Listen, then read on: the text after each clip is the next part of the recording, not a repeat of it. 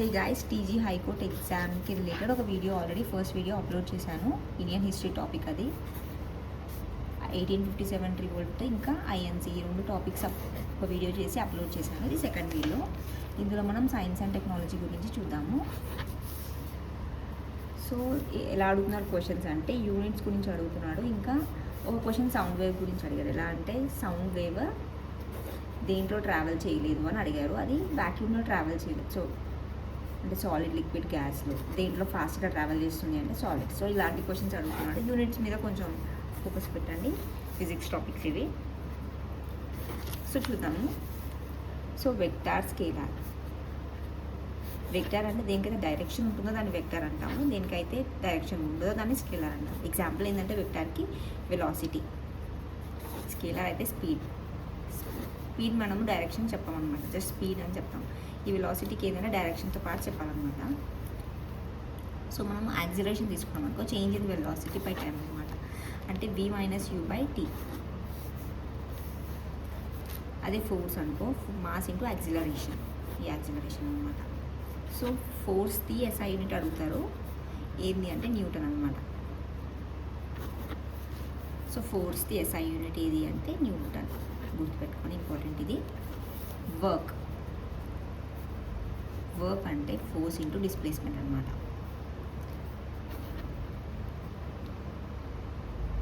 So force into displacement work. So force అంటే newton, displacement అంటే metre కదా. So newton metre.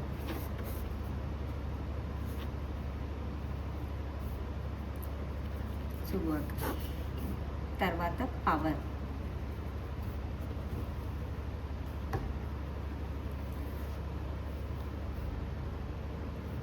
Power అంటే rate of doing work అనమాట. అంటే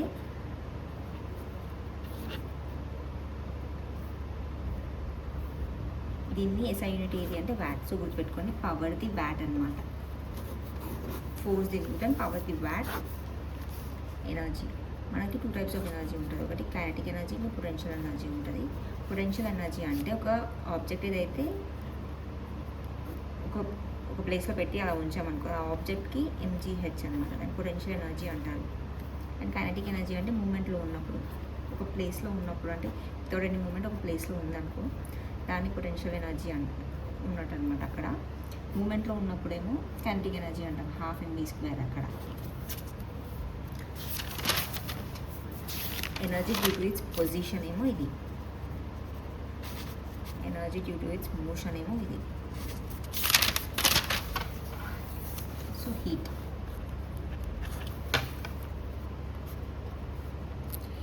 అంటే ఏంటంటే ఒక ఆబ్జెక్ట్ నుండి ఇంకో ఆబ్జెక్ట్కి హీట్ అనేది ఫ్లో అవుతుంది అనమాట. అంటే హాట్గా ఉన్న ఆబ్జెక్ట్ నుండి కోల్డ్గా ఉన్న ఆబ్జెక్ట్కి హీట్ ట్రాన్స్ఫర్ అవుతుంది. సో ఇది లెస్ హాట్ అవుతుంది, ఇది కూల్ నుంచి కొంచెం హాట్ అవుతుంది అనమాట. సో దీన్ని హీట్ అంటాం. ఈ flow of energy, form of ఎనర్జీని that flows from hot to cold is known as heat అనమాట. సో ఈ హీట్కి ఎస్ఐ యూనిట్ ఏంది అంటే జౌల్ అనమాట. గుర్తుపెట్టుకోండి. సో ఫోర్స్కి న్యూటన్, పవర్కి వాట్, హీట్కి జౌల్ అనమాట ఎస్ఐ యూనిట్. క్యాలరీస్ కూడా పాపులర్, చాలా వరకు యూజ్ చేస్తాము. జౌల్స్ అనేది ఎస్ఐ యూనిట్ అనమాట. సో ఒకవేళ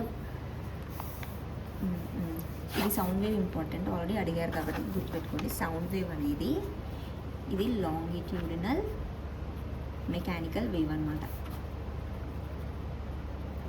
సో ఇది ఇలా వెళ్తుంది అంటే కంప్రెషన్, వేవ్ ఫ్రాక్షన్స్ అని ఉంటాయన్నమాట. కంప్రెషన్, వేవ్ ఫ్రాక్షన్ ఇలా వెళ్తుంది. అంటే ఏదైనా ఆబ్జెక్ట్ ఉంటుంది, ఒక మీడియం ఉంటుంది కదా,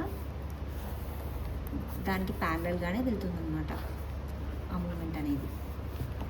ప్యారలల్ టు ఇది ప్యారలల్గానే ట్రావెల్ చేస్తుంటుంది ఈ ఏదైతే ఆబ్జెక్ట్ ఉందో దాంతో పాటే. ఇంకా ఇక్కడ రేవ్ ఫ్రాక్షన్, కంప్రెషన్స్ ఉంటాయన్నమాట. కంప్రెషన్ది రేవ్ ఫ్రాక్షన్ అనమాట. అలా ఫ్లో అవుతూ ఉంటుంది. ఇంకా దీనికి ఒక మీడియం అనేది కావాలన్నమాట. అంటే వ్యాక్యూమ్లో ఇది వెళ్ళదు అని. ఇంగ్లీష్లో చూసుకుంటే ఇది యూయూ, ఇంగ్లీష్ పాయింట్ ఆఫ్ వ్యూ అయితే VACW అనేది రావాలన్నమాట. డబుల్ 2 times U రావాలి. సో గుర్తుపెట్టుకోండి స్పెల్లింగ్ ఇది. సో వ్యాక్యూమ్లో వెళ్ళలేదు ఇది. మీడియంలో కూడా సాలిడ్, లిక్విడ్, గ్యాస్ 3 ఉంటుంది కదా. సాలిడ్లో ఫాస్ట్గా వెళ్తుంది, గ్యాస్లో స్లోగా వెళ్తుంది అనమాట, గుర్తుపెట్టుకోండి. అండ్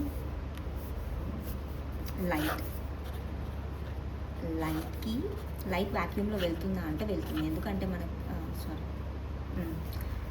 లైట్ వ్యాక్యూమ్లో వెళ్తుంది అప్రాక్సిమేట్లీ అది 3 × 10⁸ మీటర్/సెకండ్ స్పీడ్తో వెళ్తుంది.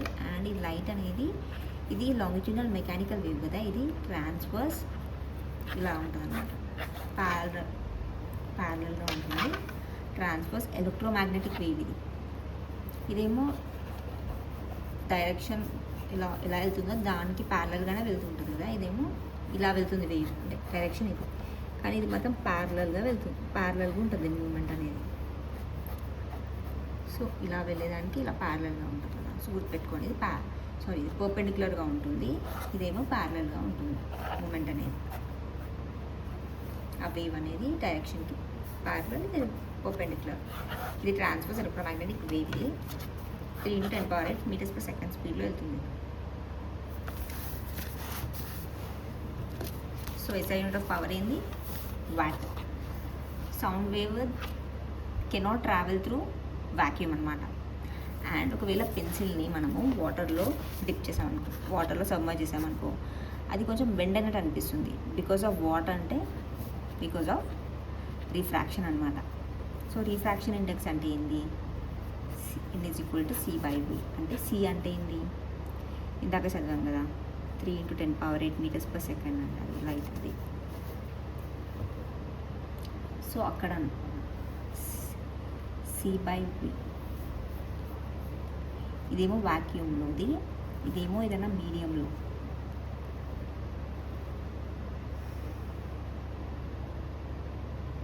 సో N = C/V అంటే లైట్ అనేది స్లో డౌన్ అవుతుంది అనమాట డెన్సర్ మీడియంకి వెళ్ళేటప్పుడు. సో అదాన్ని దీంతో మెజర్ చేస్తాం అనమాట. మీడియంలో ఉన్నప్పుడు కంటే ఈ వ్యాక్యూమ్లో ఉన్నప్పుడు లైట్ ఇందులో 3 × 10⁸ మీటర్స్/సెకండ్ స్పీడ్తో వెళ్తుంది కదా, స్లో డౌన్ అవుతుంది అనమాట డెన్సర్ మీడియంకి వెళ్ళేటప్పటికి. సో దాన్ని దాంతో ఎంత అనేది రిఫ్రాక్టివ్ ఇండెక్స్ మనం కనుక్కుంటాం అన్నమాట. సో నెక్స్ట్ ఏంటి అంటే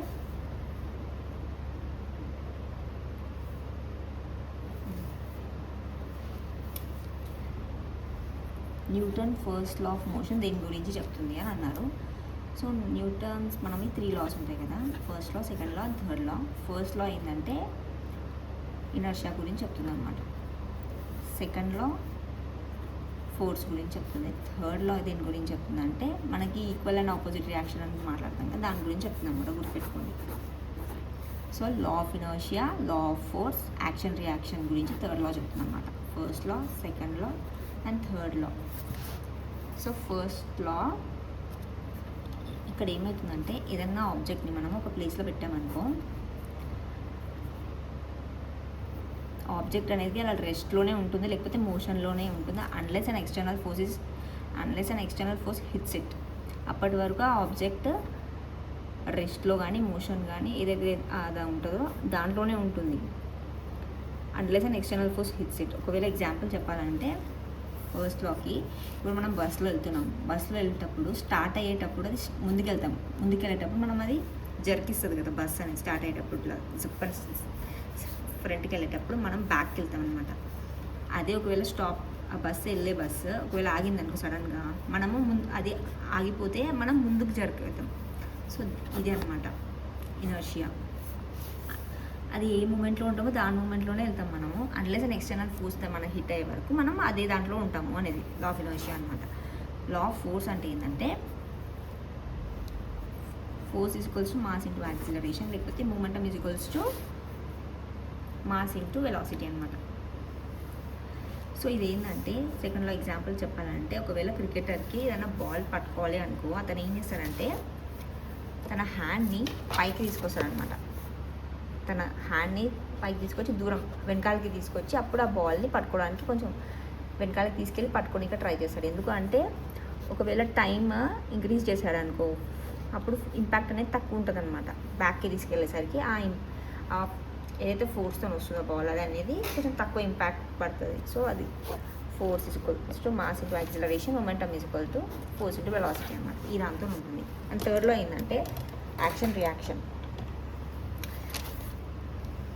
for every action there is an equal and opposite reaction అనమాట. సో అది ఎక్స్ప్లెయిన్ చేసేయడానికి ఇది. అంటే దీని ఎగ్జాంపుల్ చెప్పాలంటే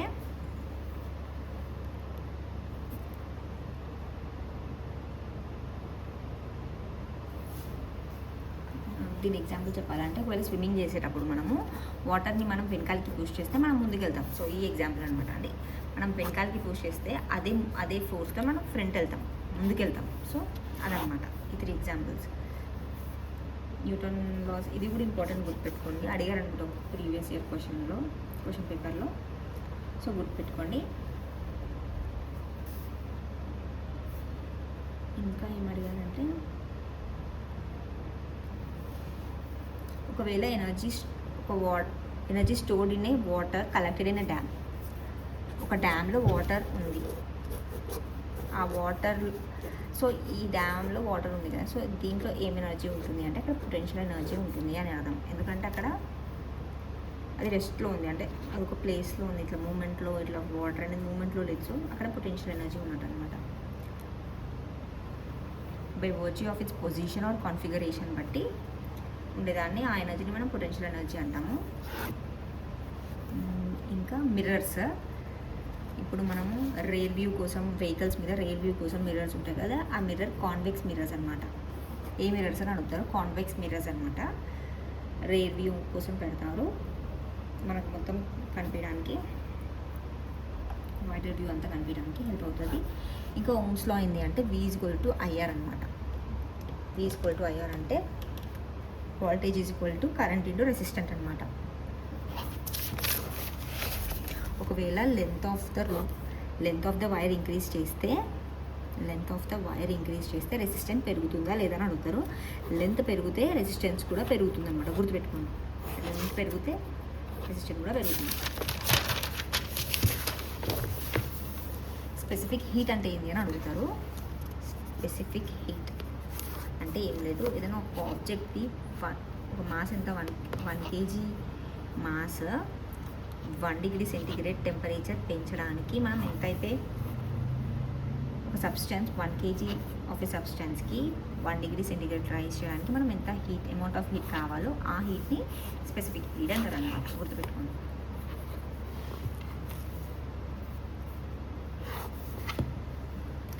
సో డివైజెస్ గుర్తుపెట్టుకోండి. స్పీడోమీటర్ అంటే స్పీడ్ని కనుక్కోవడానికి స్పీడోమీటర్ యూజ్ చేస్తాము. అండ్ అమ్మీటర్ అయితే కరెంట్ కోసం యూజ్ చేస్తాము. బ్యారోమీటర్ అయితే ప్రెషర్కి. అండ్ ఓడోమీటర్ అంటే డిస్టెన్స్ ఆఫ్ ద వెహికల్కి, డిస్టెన్స్ ట్రావెల్ బై వెహికల్కి ఓడోమీటర్ యూజ్ చేస్తాం. ఇది కొంచెం కొత్తగా ఉంది, మిగతావన్నీ మనం కనిపెట్టవచ్చు. ఓడోమీటర్ అంటే డిస్టెన్స్ మెజర్ చేయడానికి వెహికల్ది యూజ్ చేస్తాం. ఒకవేళ ఏదైనా సోప్ బబుల్ ఛార్జ్ అయిందనుకో, కానీ రేడియస్ పెరుగుతుందా తగ్గుతుందా అంటే ఎప్పుడైనా ఛార్జ్ అయినప్పుడు అది ఏమవుతుందంటే ఎలక్ట్రాన్స్ అనేవి స్ప్రెడ్ అయిపోతాయి కాబట్టి, దూరం వెళ్ళిపోతాయి కాబట్టి ఆ రేడియస్ అనేది పెరుగుతుంది అనమాట. గుర్తుపెట్టుకోండి. ఓన్లీ ఇంపార్టెంట్ పాయింట్స్ ఫాస్ట్గా చెప్తున్నాను. ఒకవేళ మనం నైట్ విజన్ డివైజెస్ ఉంటాయి కదా, ఏవైతే ఉంటాయో దానికి ఏ వేవ్స్ ఉంటాయి, మైక్రోవేవ్సా ఇన్ఫ్రారెడ్ వేవ్స్ అలా అంటే ఇన్ఫ్రారెడ్ వేవ్స్ ఉంటాయి అన్నమాట. షైన్ అవుతాయి కదా. ఇప్పుడు నైట్ విజన్ గాగల్స్ కానీ to detect heat signatures from objects, ఇంకా పీపుల్స్కి సంబంధించిన హీట్ అవి డిటెక్ట్ చేయడానికి మనం యూజ్ చేస్తాం కదా. ఆ నైట్ విజన్ గాగల్స్లో ఇన్ఫ్రారెడ్ వేవ్స్ ఉంటాయి. సో ఎకో అంటే ఏంటి? ఇప్పుడు ఒక పర్సన్ అరిచాడు అనుకో, అతని నుంచి దూరం వెళ్ళి అది మళ్ళీ అతను విన్నాడు అనుకో, అది మళ్ళీ రిటర్న్ అయ్యి లిజనర్ దగ్గరకు వస్తుంది. సో అది ఒక sound wave. So reflection of sound, అదొక సౌండ్, అది రిఫ్లెక్షన్ అయింది. సో రిఫ్లెక్షన్ ఆఫ్ సౌండ్ అనమాట ఎకో అంటే. Is nothing but A reflection of A sound.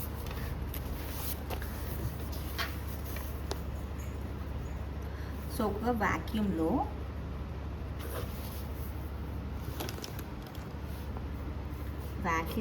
ఏదైనా బాడీ పడుతుంది అనుకో, ఫ్రీలీ ఫాలింగ్ అనమాట, అది అండర్ గ్రావిటీలో పడుతుంది వ్యాక్యూమ్లో ఉన్నప్పుడు. సో అక్కడ ఏది కాన్స్టెంట్ ఉంటుందంటే total mechanical energy.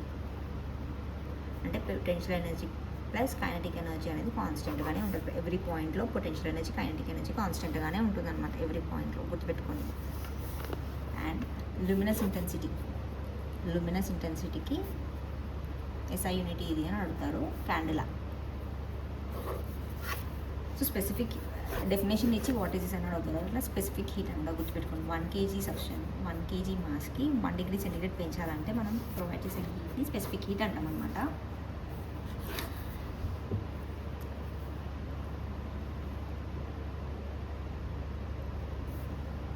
ఫోర్స్కి SI unit ఏం చెప్పాము, న్యూటన్ చెప్పాము. అండ్ వర్క్ కానీ ఎనర్జీకి కానీ జౌల్ అనమాట. పవర్కి వ్యాట్ అని చెప్పుకున్నాం కదా, పవర్కి వర్క్, ఎనర్జీ, హీట్కి కూడా ఇదే అనమాట జౌల్. హీట్కి క్యాలరీస్ కూడా యూజ్ చేస్తాం మనము, కానీ ఎస్ఐ యూనిట్ మాత్రం జౌల్. పవర్ కదా.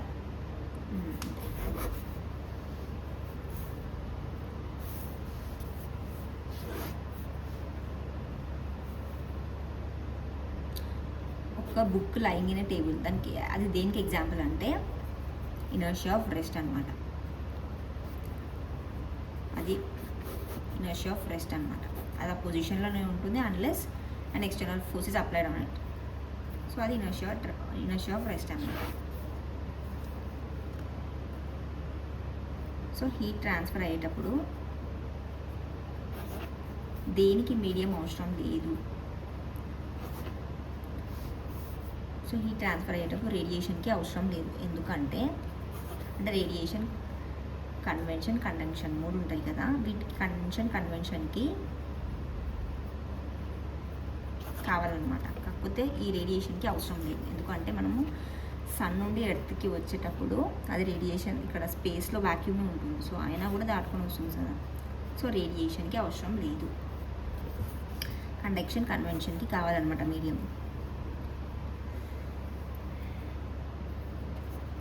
స్పెసిఫిక్ హీట్ మనం అనుకున్నాం కదా, స్పెసిఫిక్ హీట్ ఆఫ్ వాటర్ చాలా ఎక్కువ ఉంటుంది. ఎంత ఉంటుంది అంటే 4200 జౌల్ పర్ కేజీ.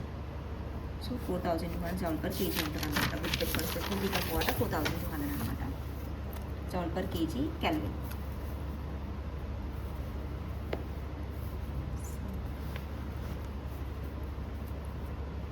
సో మనం థర్మోమీటర్ వాడతాం కదా, clinical thermometer.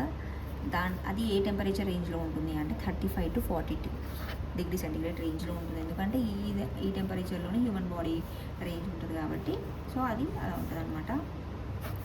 And latent heat of fusion అంటే ఏంది గుర్తుపెట్టుకోండి. Latent heat of fusion, latent heat of vaporisation, ఈ రెండు ఇంపార్టెంట్ గుర్తుపెట్టుకోండి. సో ఫ్యూజన్ ఏంటి అంటే సాలిడ్ టు లిక్విడ్ అనమాట. వేపరైజేషన్ అంటే లిక్విడ్ టు వేపర్, గుర్తుపెట్టుకోండి. సో ఏమడుగుతారంటే ఈ చేంజ్ అయ్యేటప్పుడు ఉండేదాన్ని లాటెంట్ హీట్ ఆఫ్ ఫ్యూజన్ అంటాము. ఈ లిక్విడ్ టు వేపర్గా చేంజ్ అయ్యేటప్పుడు లాటెంట్ హీట్ ఆఫ్ వేపరైజేషన్ అంటాం అనమాట. సో 0 degree సెంటిగ్రేడ్లో వాటర్ అనేది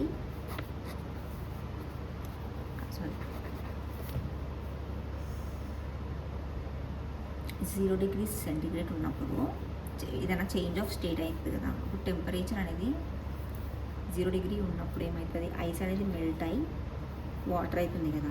0 degree సెంటిగ్రేడ్ ఐస్ మెల్ట్ అయ్యి వాటర్ అయినప్పుడు ఈ 0 degree సెంటిగ్రేడ్లో టెంపరేచర్ సేమ్ ఉంటుంది, కాన్స్టెంటే ఉంటుంది. కాకపోతే సబ్స్టెన్స్ మారుతుంది. ఇక్కడ ఏమవుతుందంటే లాటెంట్ హీట్ ఏదైతే కావాలో అది మాలిక్యూల్స్ని బ్రేక్ చేయడానికి యూజ్ చేస్తారనమాట. టెంపరేచర్ని పెంచడానికి కాకుండా వాటి మధ్యలో బాండ్స్ ఏవైతే ఉంటాయో పార్టికల్స్ మధ్య దాని బాండ్ బ్రేక్ చేసి అవి సాలిడ్ నుంచి లిక్విడ్గా మారుస్తుంది కదా.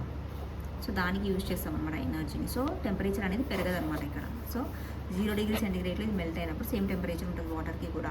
క్వశ్చన్ గుర్తుపెట్టుకోండి. At 0 degree centigrade ice melts to water and temperature of the water also remains at 0 degree సెంటిగ్రేడ్లోనే ఉంటుంది అనమాట. టెంపరేచర్ కాన్స్టెంట్ ఉంటుంది, ఓన్లీ బాండ్సే బ్రేక్ అవుతూ ఉంటాయి. సో దానికి యూజ్ చేస్తాం ఎనర్జీని. సో లిక్విడ్ అనేది ఎప్పుడైతే వేపర్ అవుతుందో అప్పుడు ఈ సబ్స్టెన్స్కి ఏమవుతుంది అంటే అదే ఇక్కడ ఉన్నది దీనికి హీట్ అనేది తగ్గిపోతుంది అనమాట. ఇప్పుడు నార్మల్గా చూస్తే మనకు ఫీవర్ వచ్చిన తర్వాత స్వెట్ ఎప్పుడైతే వస్తుందో అప్పుడు మనం కూల్ అయిపోతాం అనమాట. హీట్ అనేది బయటికి వెళ్ళిపోతున్నప్పుడు కూల్ అవుతాం. సో గుర్తుపెట్టుకున్నది. So SI unit of latent హీట్కి ఏది అని అడుగుతారు. లాటెంట్ హీట్కి క్యూ ఈక్వల్స్ టు ఎంఎల్ అనమాట. క్యూ అంటే ఎనర్జీ, ఎం అంటే మాస్, ఎల్ అంటే latent heat. So L equals to Q by M అనమాట. క్యూ అంటే ఎనర్జీ కదా, ఎనర్జీ మనం ఇందాక ఏం చదువుకున్నాం, ఎనర్జీ కానీ ఏమన్నీ joule per metre. Sorry mass కదా ఇది, సారీ జౌల్ పర్ కేజీ అనమాట. Joule per KG latent heat. So latent heat ఇందాక ఏం చదువుకున్నాం, 4200. సో స్పెసిఫిక్ హీట్ కదా, 4200 joule per KG specific heat, ఏమో latent heat.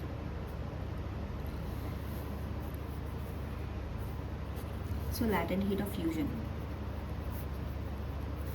Latent heat of fusion specific heat ఏమనుకున్నా 4200 specific heat, 4200 joule per KG కదా, అదేమో latent heat of fusion, latent heat of vaporisation. So latent heat of fusion అప్పుడు 80 calorie per gram, ఇక్కడేమో 540 calorie per gram. గుర్తుపెట్టుకో 80 540.